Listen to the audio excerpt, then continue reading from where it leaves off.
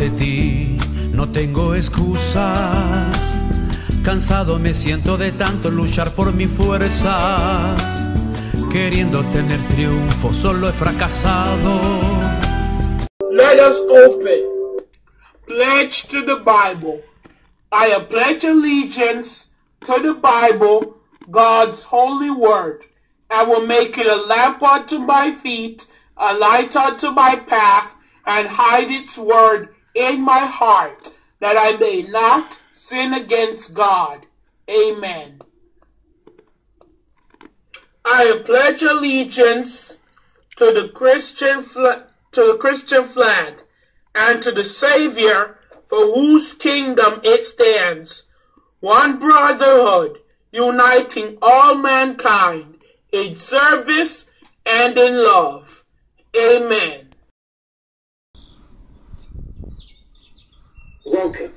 Welcome. I'm really happy to see you here. So thanks for dropping in.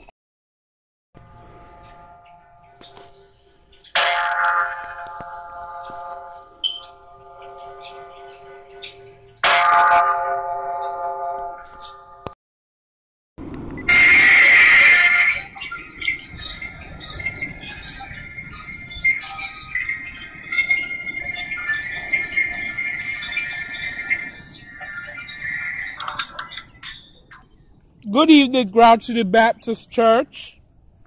Today I have a devotion for you.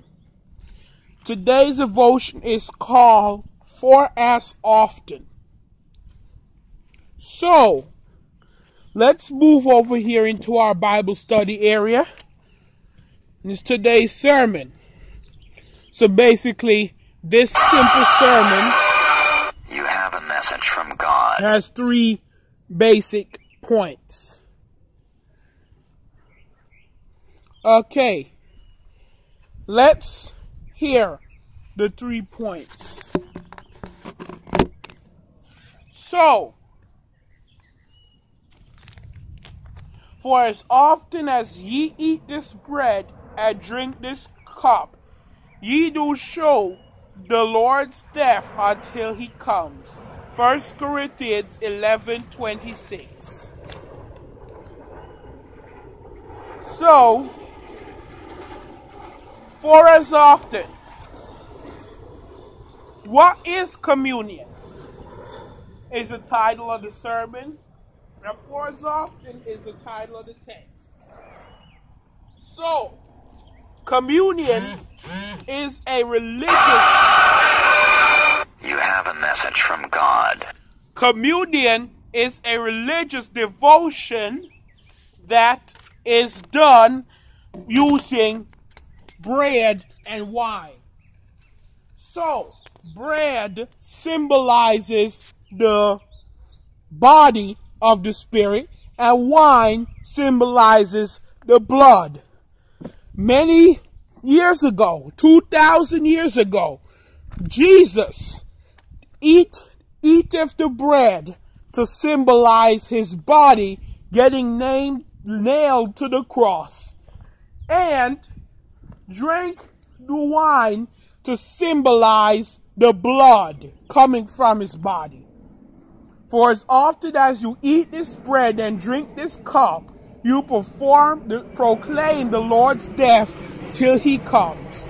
1 Corinthians 11:26.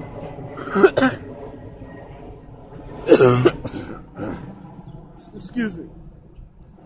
So, the second point is, be sure to take communion in a worthy manner.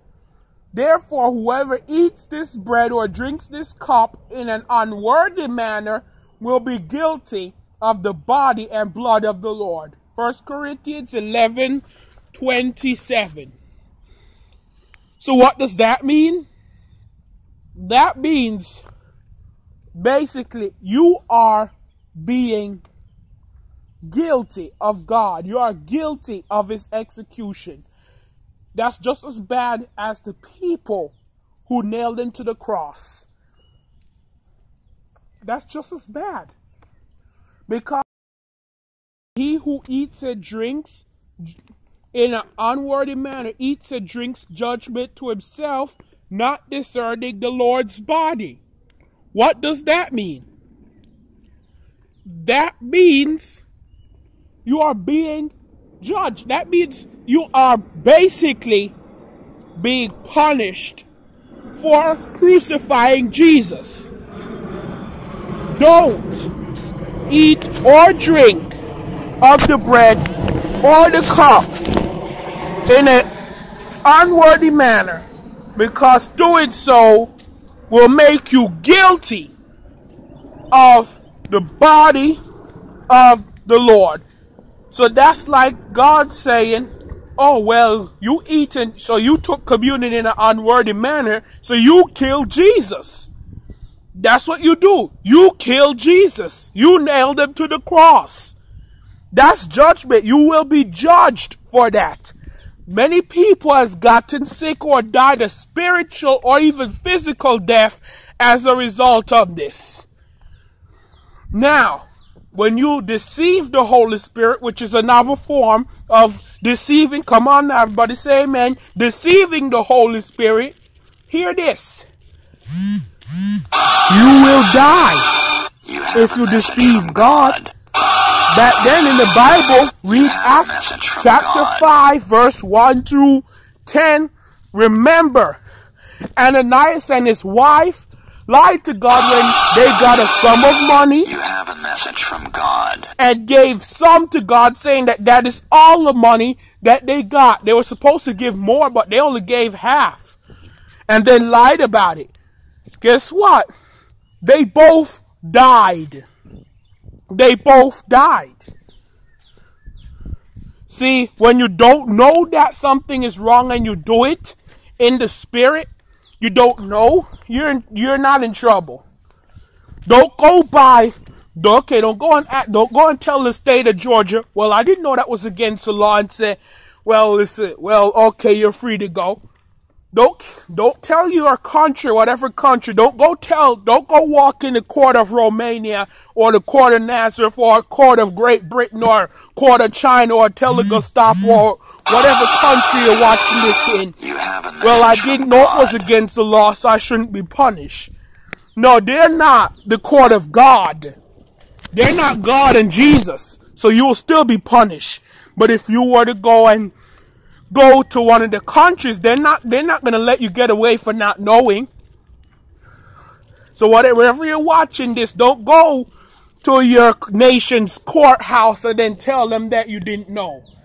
Ignorance is not a defense to them, but to God, ignorance is a defense, because when you don't know something is up, you don't know it's against the law, He won't punish you.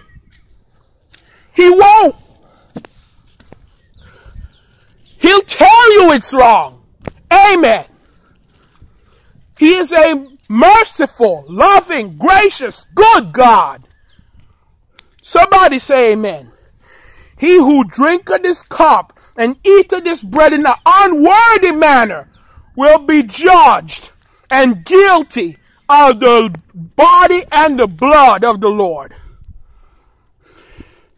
Here is my final point. Let me give you my final point. My final point. Here it is. Here it is now. Come on. Here it is. Let a man examine himself, and so let him eat of the cup and eat of the bread and drink of the cup. 1 Corinthians 11:28. Examine yourself. Repent for your sins that you have committed. Always pray a prayer of repentance. Always pray a prayer of repentance before you take communion. You know why you should do that? Because what did I just tell you? Let me give you this disclaimer. Here it is now.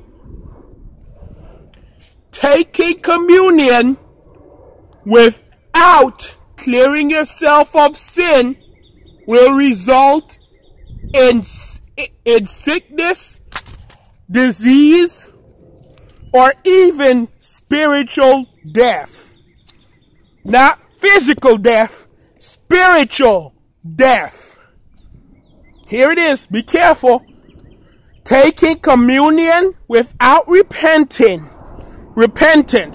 will result in sickness, disease, or spiritual death.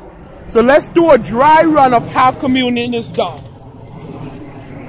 In your local church and here, or even if you have communion anywhere, there's communion set up on the altar or the communion table.